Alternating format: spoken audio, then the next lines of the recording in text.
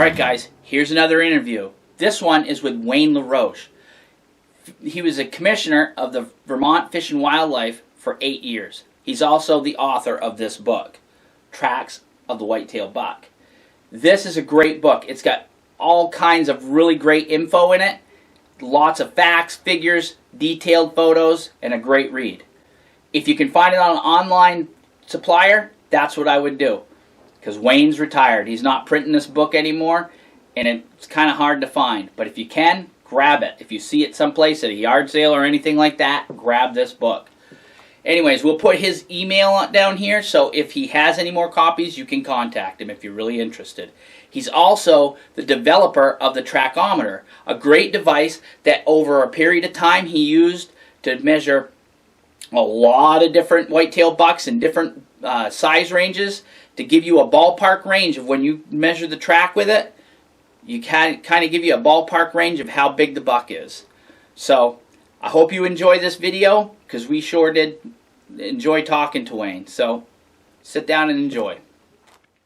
Wayne Laroche is a man that I have wanted to talk to for a long time, ever since I bought his book at the Yankee Classic. I think it was 2011. I think I bought the book.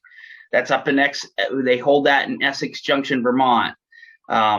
He has been hunting and studying whitetails for 50 some odd years now, and now Wayne's joining me. He's also, as a lot of you may or may not know, he is a former commissioner for the Vermont Fish and Wildlife. So welcome, Wayne, and thanks for being with us tonight.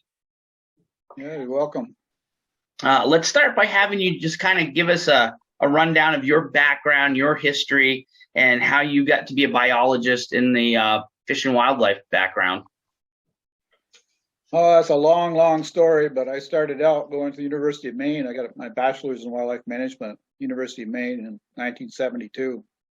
But after that, I went into oceanography, and my ex-wife had a PhD in oceanography, so we worked at Oregon State University and Gulf Coast Research Lab down in Mississippi and all over. And so I've done everything from build a restaurant to have a construction business down in Florida to I was the director of the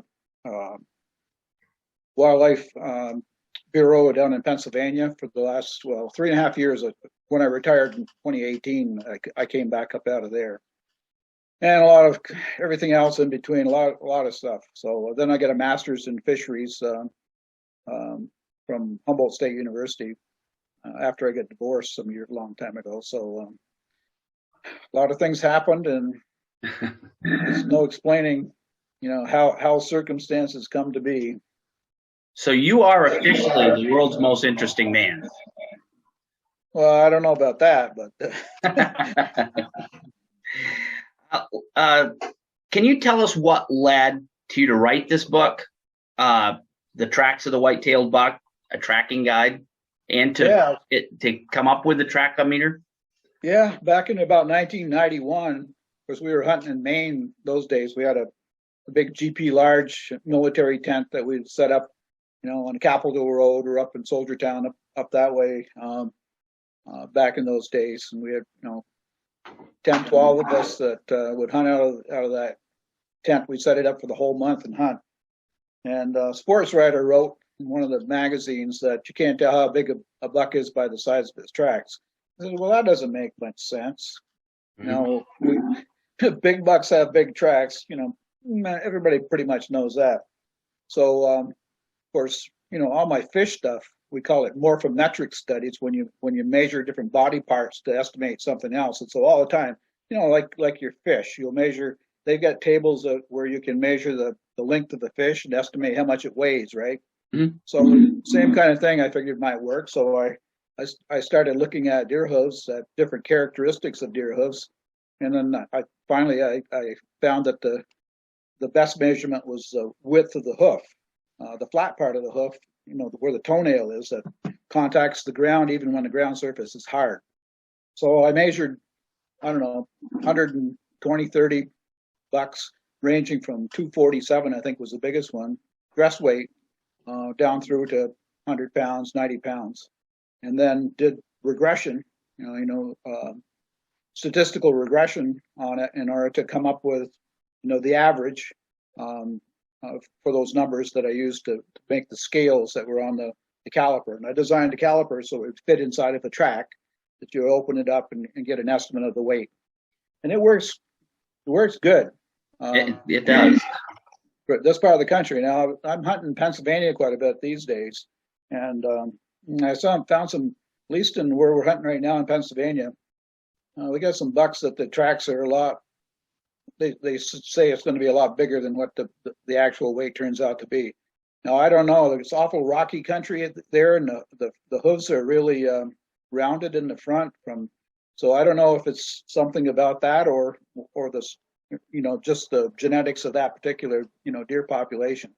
But of course, as you go to other subspecies, may not work, because I measured deer from Maine, New Hampshire, Vermont, and the New York area pretty much. Had a few from other places like Connecticut, Massachusetts, but most of the deer came from here.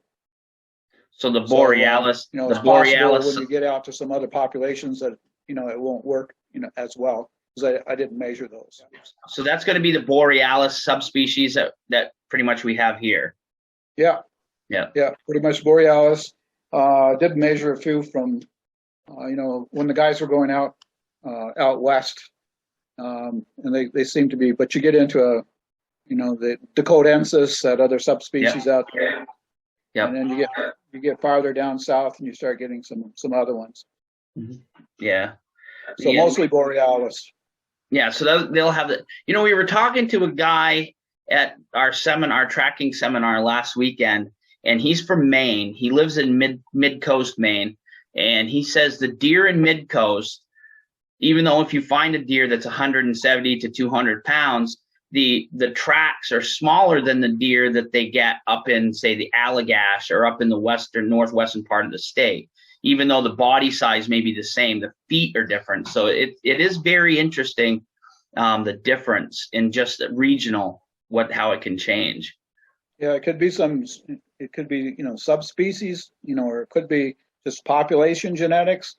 And sometimes, again, if the ground's real soft or real hard, if the hoof wear is different, or maybe the pressure on the feet, because I think those front hooves get wider because of the weight in the front of those deer, having extra pressure on there that could stimulate that extra growth. So, it's possible if the ground conditions were different that, that could be something that would change it. But you'd have to measure a lot of deer and go and put it all together in order to figure out those details. Yeah, exactly. The main thing is, the actual weight doesn't matter that much, because really when you're out there, you're looking for a big buck. And this gives you a way to tell which ones are the biggest ones. And regardless of whether the weights come out to be exactly right, if you're after the biggest ones, then you're going to be after the biggest ones. Yep, whether it's got big feet or not. Now, this may be a question you've already answered. Do a deer's feet grow year to year to a certain age, or does it go to it reaches a genetic limit? Well, I think that they pretty much keep growing. Maybe they keep growing as long as the deer, I think, keeps getting bigger. Mm-hmm. At a certain point in time, they don't get bigger anymore. Yep. So you get a 7.5-year-old deer may not be any bigger than he was when he was 4.5 years, right? So there may not be any change there. I know with the does, because the does pretty much work similarly, but does don't keep putting on. They don't get bigger. They don't gain weight after they get about 2.5 years old, because they keep having twin fawns and they're using all their energy. So they max out. You get 120, 130 pound does, big ones, unless you get one of those real big ones. Some of those barren does will keep on growing because they're not raising any fawns. They get cystic, just like a cow gets cystic. Yep. So they'll keep, the body fat and everything gives them the energy to keep growing. That makes sense. And we run into that because I work at a cattle farm, and these big old giant cows are ones that can't be bred. So, Now, when you served as commissioner of the Fish and Wildlife up here in Vermont, well, over in Vermont, I'm in New Hampshire.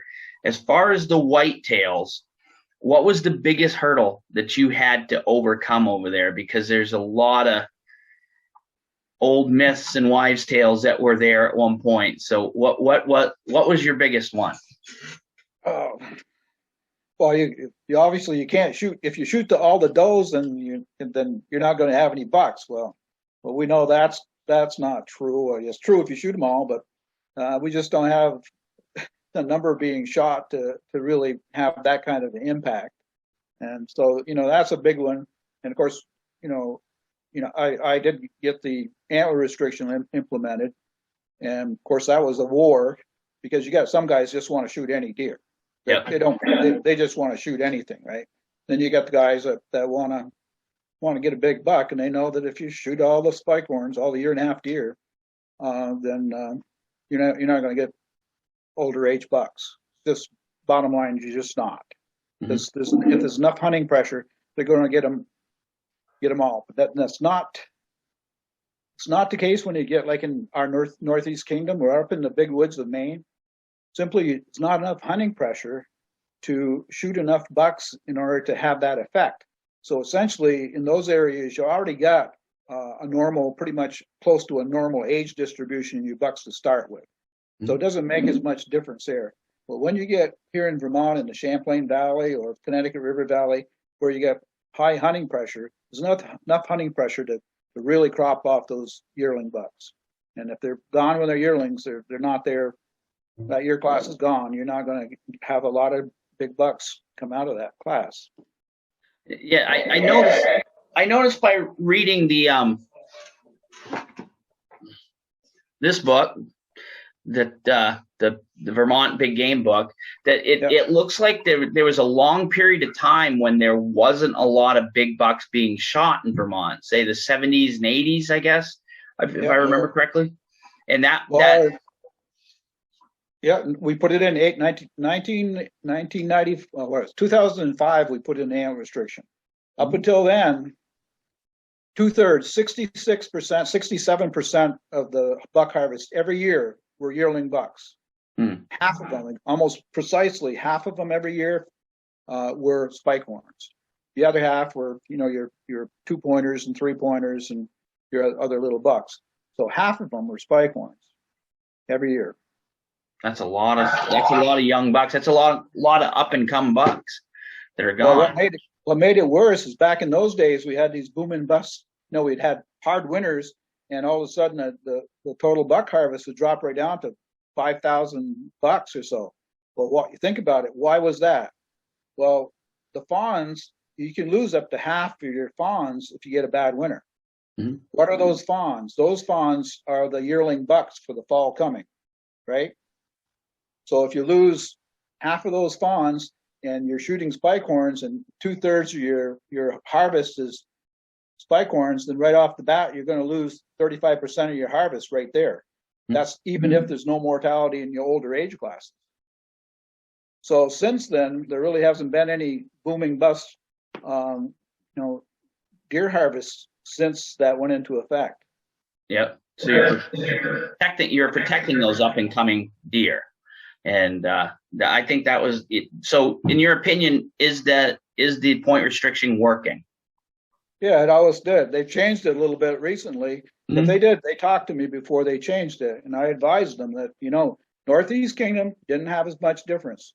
And I showed them, because I analyzed everything graphically for every wildlife management unit in the state, so they could, see how much difference it made when that went into place. And they changed it because there's always those gripers that wanted to shoot spike horns. And so, and the places where they were griping the most are places like the Northeast Kingdom. So, they were responding to that griping that's always been going on. And personally, I think it's a fairly decent compromise because, again, there's not enough hunting pressure up there to probably have a big difference. But hopefully they're analyzing the data so they'll be able to see whether or not, in fact, it does or not. So the Northeast Kingdom is the spot that if I was to come to Vermont to hunt, and I track, that's my bread and butter, and I still hunt when I have to. the Northeast Kingdom would be my best bet to get into a 200-pound whitetail? Yeah, it's very good bet. Of course, your deer population is lesser there, but now where I'm living, like Franklin County area, which is wildlife management B, they're shooting some 200-pound bucks here now. But trouble is, there's a lot of posted land, so you really can't hunt tracking the way we always like to hunt. Yeah. So the mountains of the Spine of the Green Mountains and the Northeast Kingdom are places where you can hunt the way we like to hunt in northern Maine and New Hampshire. Yeah. Now, I used to work for a guy that lived in Pomfret, and we'd drive around at night and you'd see all the deer. And I was always amazed with the amount of food that was there, why we were only seeing really small bucks and does, because that area it looks like it would produce some really big rack bucks anyways, maybe not 200 pounders, but definitely rack bucks, but you just didn't see them. And this was back in the 90s, early 90s.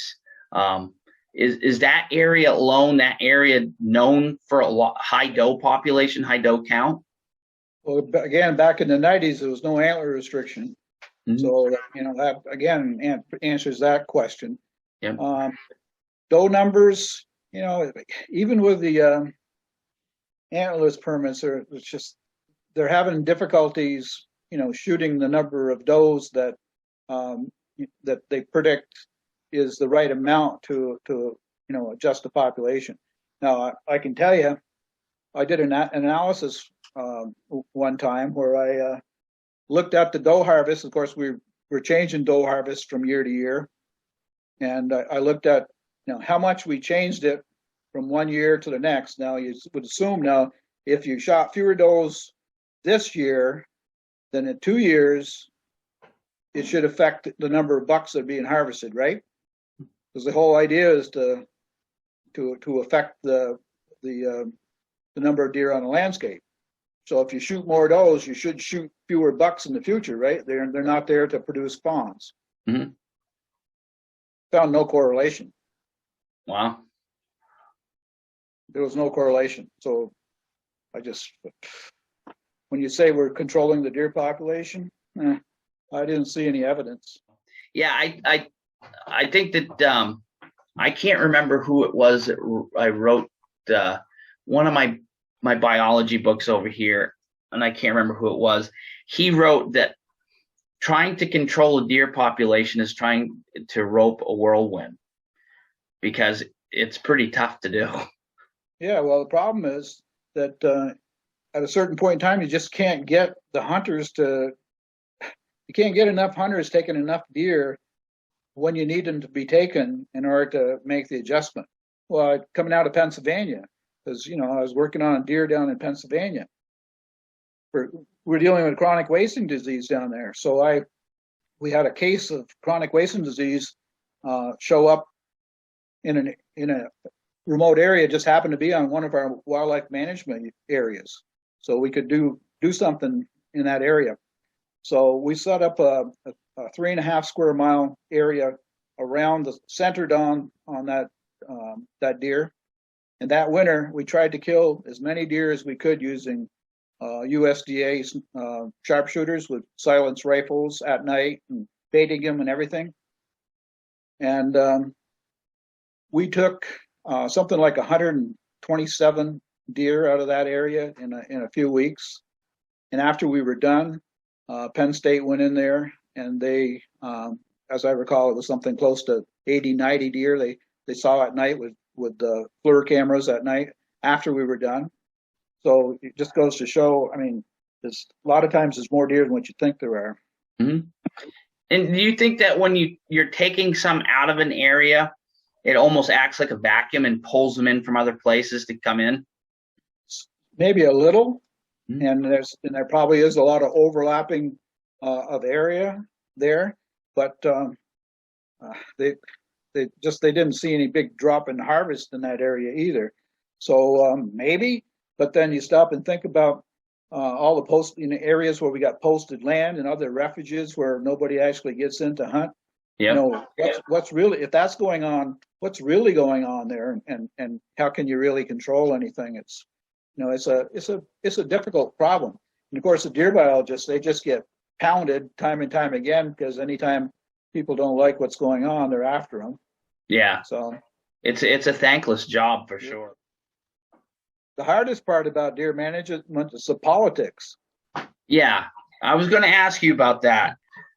So the current management plan in Vermont, do you think that's on the right track, or are the politics getting involved with it and turning it around?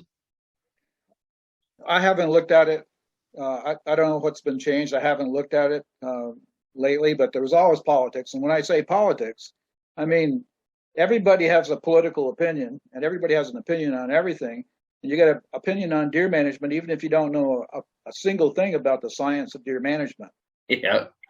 And the less you know, the more likely, the louder you yell, right? Mm-hmm. And just because you're a biologist doesn't mean that you don't have your personal opinions too. Right. And so you can't sort the politics, out of the science, and you can't sort the public out of the politics. And it's always going to be turmoil. And why? Because everybody's passionate about deer hunting. They care. And even the ones that don't deer hunt, that love the little deer, they're passionate about that too.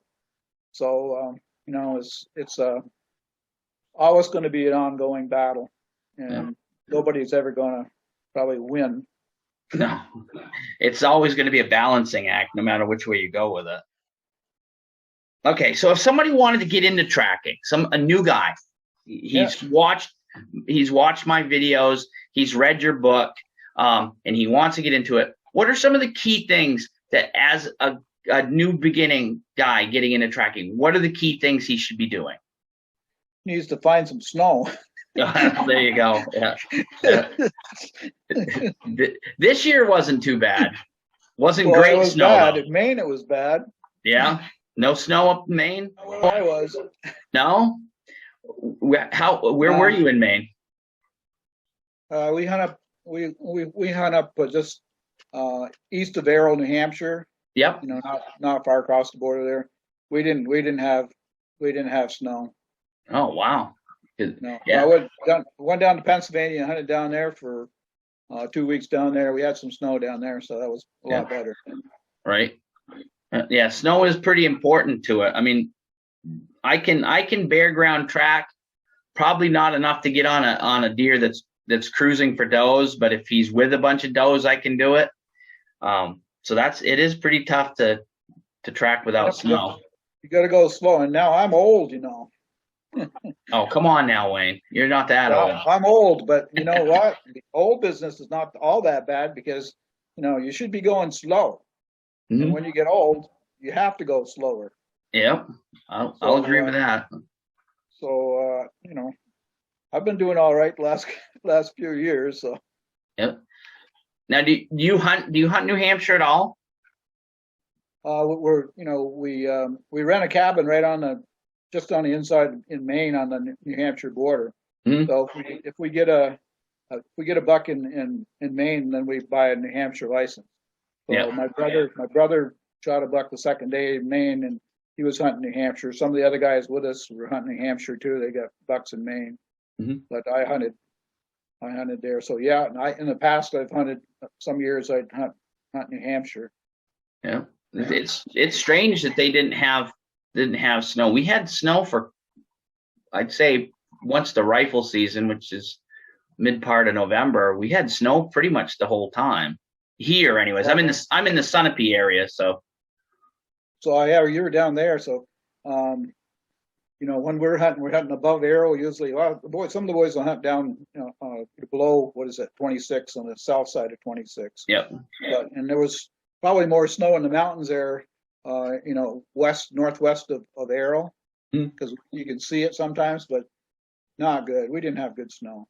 Wow, that's terrible. That really doesn't help out the thing. So, the learning the track, it's a process, and it's a big learning curve. How long from when you started tracking, when you first got into doing the tracking itself, how long was it before you first shot your first buck tracking in the snow? Not too long. I can remember because we used to, back in the 80s, I was hunting in the mountains here in Vermont, and I remember tracking, and I actually the time when I really learned how to track is one day when I was tracking. It wasn't a big buck, but I was tracking this buck, and I got my mind mentally into it, so I was going slow. I was moving every twig out of the way, so essentially I wasn't making any noise. It was soft snow. I tracked that buck all day, and he was just ahead. He wasn't very far ahead of me. He'd be just. I knew I could hear him. I could hear him every little bit, and I tracked him all day long. It was brushy, real brushy in a lot of places, and made it. And finally, he went up the mountain, and about 3 o'clock in the afternoon, I'm of course looking. I was spending my time looking and listening and not making any noise. There was just his head sticking out behind a tree, and that was the first one that I shot. Tracked quite a few others after I learned that, and I let a lot of them go. There were these smaller bucks that I didn't shoot, but I tracked some. I find them in their bed, and let quite a few go. But I learned that. So you got to be patient. Of course, you got to get things out of your mind. You can't be thinking about your work or what your wife is doing or music in your head or anything like that. You got to be paying attention. Yeah. If you're gonna, did you hear that? So I'm saying you got to be mentally into tracking in a day. Yeah. You got to be focused only on that, and going slow. Yep, I agree. I mean, there are times when what we call them straight leggers, like that. If you're lucky enough to get snow, say end of October into the first part of November, and you can get into it, you end up getting these bucks that are actually just cruising and looking for does that are just moving, and they never bed down all day. You get a buck like that, you can move fast, but like you said, once they start zigzagging and everything, you kind of got to slow down and pay attention. Yeah, so I call that seeking. They're looking for does, and they'll line right out, and they go pretty much. A lot of times they'll follow the contour of the land, and they just keep going. I know what the Benoits used to do on those. Sometimes they just let them go and go find another track. Yeah, because usually you're not going to get them. If you were a real young guy and wanted to run through the woods, you might be able to catch up and knock him off what he was doing enough to maybe get a chance at him. But those are hard bucks. You'd have to be awful lucky to get one of them. Yeah, I tracked one in Maine. Well, actually, I tracked one in New Hampshire, right by the Maine border, probably 10 years ago. And that deer went across two roads and two ridges. And when I left it, I had to walk like 6 miles back by road before I could get back to my truck. And I never got close to that deer. No, I've done that. I've tracked one for just about 16 miles in a day. And we crossed a lot of roads, a lot of fields, and a lot of properties that obviously thankfully weren't posted. But I never saw that deer. I don't even know what he looked like. I knew he had a big track. That's about it. And that was when I learned my lesson, that when I found one like that, just not to follow it, just to find something that might be, a little slower.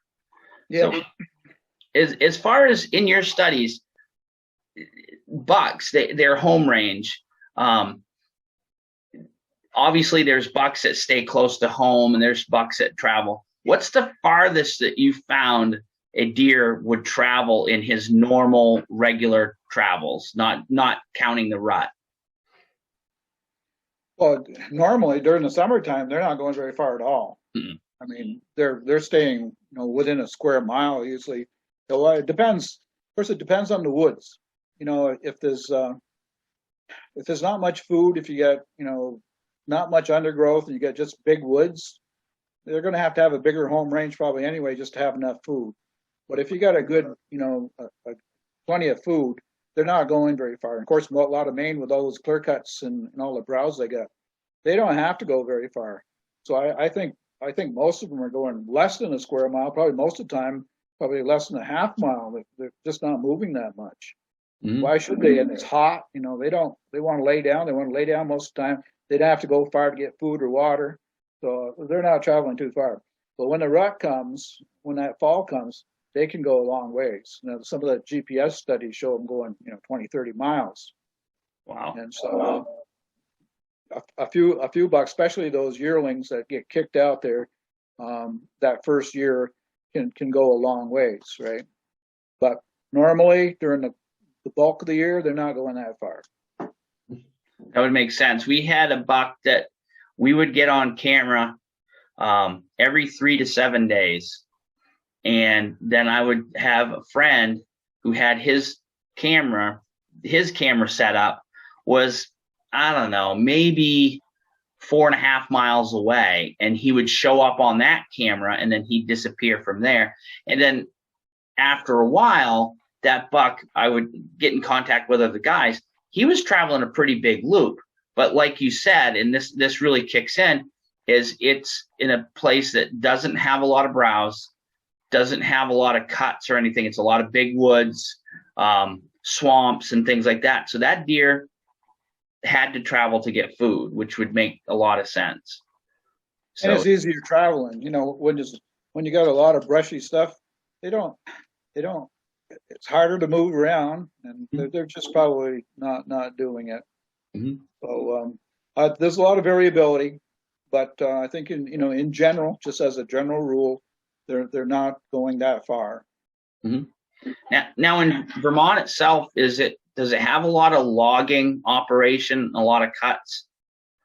No, they're cutting a little, but Vermont has grown up from with all the farms going out of business, and so all the pasture land's growing back up. So we've really gained a lot of forest land in the last 40, 50 years. We're probably up at least 75% forest now. And so the forest is maturing, and part of the reason why there was trouble years ago is because it went through that pole stage, and bigger trees, and there wasn't any food anymore. So back in the 50s, 40s and 50s, there was all kinds of food, and then all of a sudden you got into pole stage and bigger sizes, and that's when we started having the trouble with those deer herds back in the late 60s, early 70s, when we had all those deer die-offs. So that would have been the heydays, the 40s, 50s, that time period. For total deer numbers, yeah. So by the 60s, there was a point there where they figured they had 200,000 deer in the state of Vermont. Wow. And estimates in recent times have been more like 120,000. Mm-hmm. So it's similar to New Hampshire as far as the deer numbers. Yeah. Yeah. In the future, what do you think that Vermont could do at this point in time to increase the quality and possibly the size of the deer? Would logging be part of that? Would anything different in the management plan that you would suggest? Well, absolutely. The only problem is, Fish and Wildlife doesn't have control over the logging practices or anything like that. So when you get into mountains, you got a lot of large landowners that have, that can, control that. Now you got all these sugar operations going in, and they're managing for big maple trees, and what you need is deer yards. Mm-hmm. And then more, Northeast Kingdom, and of course they're not doing so much cutting it up there. Those moose need, those clear cuts and a lot more, softwood regeneration in order to have food. Mm-hmm. So, it's not really under the control of the state. Right. A lot of this is, personal management choices of woodland owners, and there's no organization there. There's no desire to manage for deer. They're managing for forest products. Mm-hmm. So it's getting to be a lot like northern Maine, where that's kind of their focus is the monetary value of the wood and not the wildlife. always was, but Vermont, you got most of the Green Mountains are all big hardwood, Hmm. and those markets they just haven't been cutting the way they would have to in order to manage long term. And then also realize a lot of it's the same age class because it all grew back up at the same time. Yeah, so you got basically like an old growth forest going on. That Yeah, so you don't have multi-stage forests. You got not much understory coming up in a lot of those forests. So it's a really complicated thing, and it's not under any kind of unified control. Certainly not state control. now is the Green Mountain National Forest? It's a national forest. Yeah, and you can guess how much cutting's going on there. Exactly, and that's too bad because that would be some tremendous big buck country in that area. When you got a national forest these days, you can guess how much wood cutting's going on there. Yeah, Not much. Yeah, the policy hasn't been to do much cutting. no, unfortunately, and you would think that. Well, I don't know. I don't know how politics works, and I don't know how the government works very well. So, other than that, they fight with each other constantly back and forth. So, you would think that the U.S. Fish and Wildlife would want to do something to bolster not just whitetails, but every single creature that lives in the forest. Yeah, remember we got a Conti National Wildlife Refuge up in the Northeast Kingdom, right? Hmm. Well, Conti was a politician from Massachusetts. Huh. Well, that's not helping you out much. Yeah.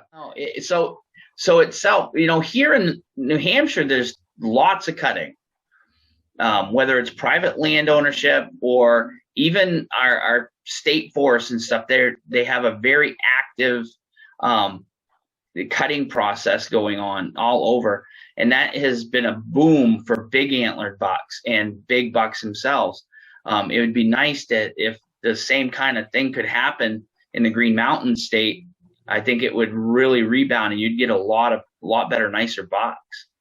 I mean, not that you don't have some now, because we've been seeing some really big stuff coming out of at least like out of near the Rutland area and down farther Brattleboro, big rack bucks that in that area. So that's a lot of that has to do with ag, I would think. I would think that would have a lot to do with the type of farm practices that are still going on down there and a more open country, maybe. I'm not sure. I'm not super familiar with Vermont other than what I've seen when I drive through. Again, right up that Champlain Valley and all the way down through there, a lot of posted land. And so, they're getting older age bucks because of the antler restriction and because a lot of posted land. And of course, they're, the smaller guys, they're putting in a lot of food plots and that sort of stuff. So they're getting some good bucks that way.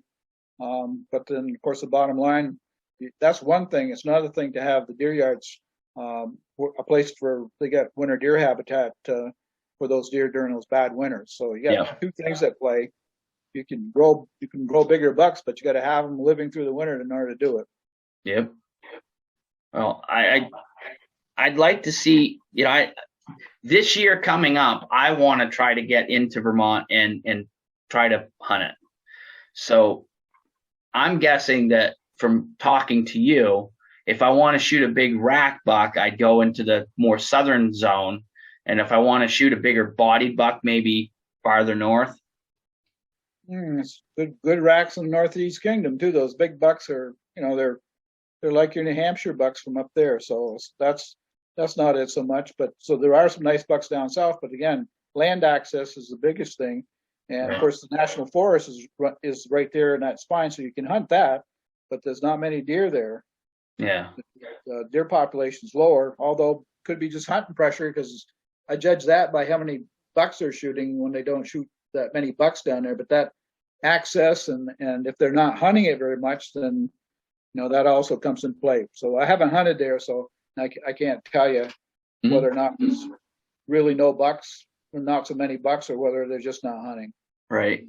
Now, if you had to pick in the 3-state region, say Maine, Vermont, New Hampshire, if you could pick one of them to hunt, what would it be? Well, I'm hunting Maine. There you go. Why? I mean, it's not just because of that's partly because it's the chance for big bucks. But I like to hunt and I want to be able to go. And I don't want to run into fences and posters and have to deal with all those land, ownership problems. So I like the big woods. I like not having a lot of guys around. And so that's just my preference. Now, a lot of those guys want to sit in tree stands and do that kind of thing. Well, they can hunt on smaller properties and do that. They don't have to go to the big woods. But if you want to track and still hunt, big areas, then you can't do it if the whole landscape is pockmarked with posters. Yeah, I'll agree with that. And we do have that problem here. I'm lucky where I live. We've got some really big tracts of public land, and and I've been able to get myself permission on some fairly large pieces of private. So that has been my good thing. And our fish and game department here in New Hampshire has done a tremendous job purchasing huge tracts of land to hunt on that, if people out there who are watching this don't know, that a lot of the fish and game properties we have in New Hampshire are absolutely just gems of pieces of property to hunt. So it's get out there and look for a piece of property you can hunt, I guess I could say. If you had any words of wisdom to give a starting hunter right now, what would it be? Am I losing you? Still hear me? I can hear you. Okay. The main thing is you got to spend the time in the woods. You got to go hunting. You got to spend your time, learn as much as you can. Talk to the guys that are good at it, or go hunting with them. And you got to keep at it. You got to be persistent and go slow, and make sure you pay attention to everything. And that's the way to get good at something is by practicing and doing trying to get better and learning about it, learning about deer behavior, learning about what a deer is going to do, when it's in the woods, and being able to shoot. So you got to be able to, you got to be have your skills so that you can do a good job when you're in the woods. It's good advice, especially for the young guys. And I think that's the key right now. Our sport has always been in jeopardy without getting young people coming up in it. So guys, if you guys are watching, anybody who is watching this, if you can find a young person or you have a young person, get them in the woods, go out on the youth weekends, and take somebody under your wing. Even if you don't have kids yourselves, find somebody who has a child that would want to hunt and take them out, even if it's not hunting, even if it's just fishing. Take them out and get them out there. And it's not just the young kids. There are a lot of 20-some-odd-year-olds or 30-year-olds that, because of girlfriends or high school or school, whatever they were doing, didn't get to go hunt. Some of those guys a little bit later in life all of a sudden decide that they want to hunt. And you take those guys, and by that time, if they want to hunt, now you got somebody that is going to hunt. Yep.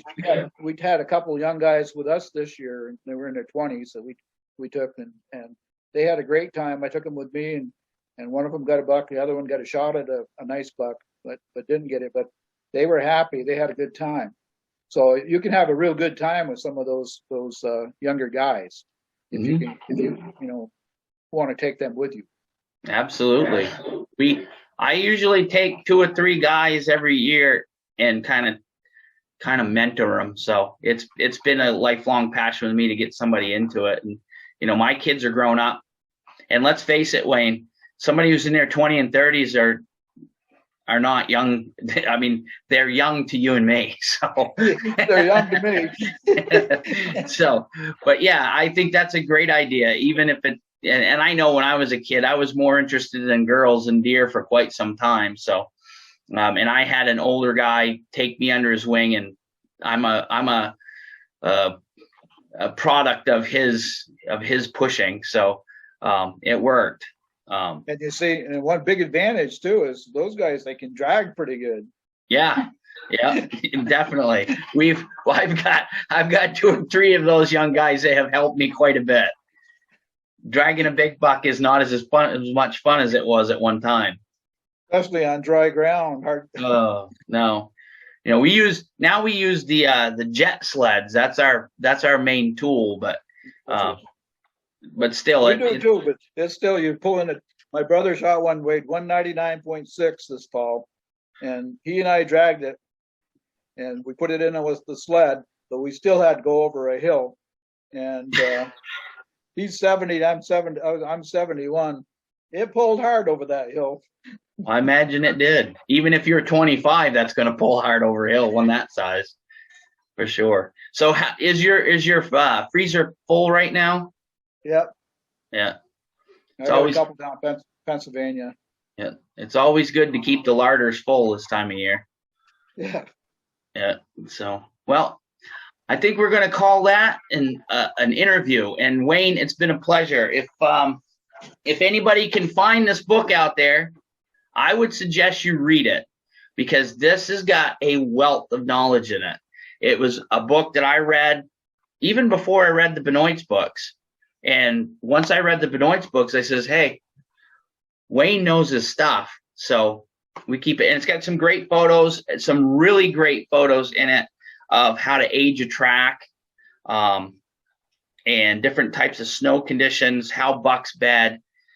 There's a lot of figures and facts in here that anybody who wants to learn how to track or just learn about deer in a hunt, this is a great book. So if you can find it, find it. Wayne, thank you very much. It's been a pleasure. Hopefully at some point I can meet you in person someday. There you go. Anytime. Maybe sometime I can even meet you up there in Maine and we can shoot a buck. So we're up there for the whole month. Jeez, he's got it made. So if I can get away from the cows, I might come up and see you. There you go. All right. Thank you so much, Wayne. It's great. It was great to see you. Yep. Take care. Have a good winter. You too.